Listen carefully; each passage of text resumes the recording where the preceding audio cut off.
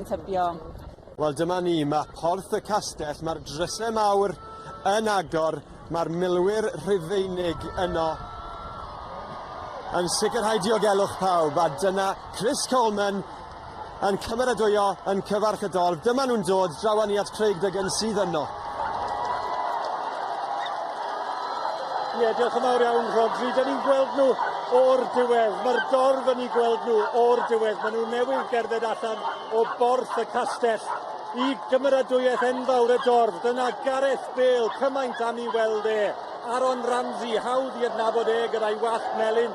Ashley Williams, y capten, yn cerdded y tu ôl iddo fe. I gyd yn cael ei llongyfarch gan y dorf enfawr yma sydd wedi aros oriau i gael dweud diolch a llongyfarchiadau wrth yr arwyr.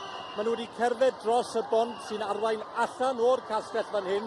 Maen nhw wedi stopio fyna ar y bont. Dwi'n meddwl bod nhw'n tynnu llun. Dwi'n methu gweld yn iawn, ond dwi'n meddwl bod nhw'n cael llun mewn grŵp fyna ac yn casglu mewn grŵp ar gyfer llun gyda'r dorf gyfan. Pawb yn chwifio baneri, pawb yn gweiddi a chymeradwyo ac yn dweud fel o'n i'n dweud gynnefach. Diolch yn fawr iawn am yr hyn mae'r tîm, mae'r garfan yma wedi gwneud dros y wlad, dros yr wythnosau diwetha.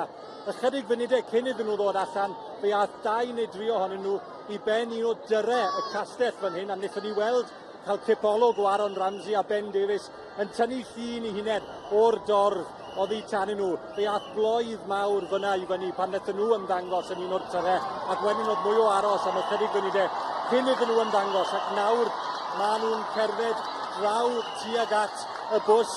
Maen nhw'n mynd gyda'i gilydd yn un garfan fel maen nhw wedi bod trwy gydol y gystadleuaeth yma, yn un garfan gref ar gyfer y daith o gwmpas y ddinas.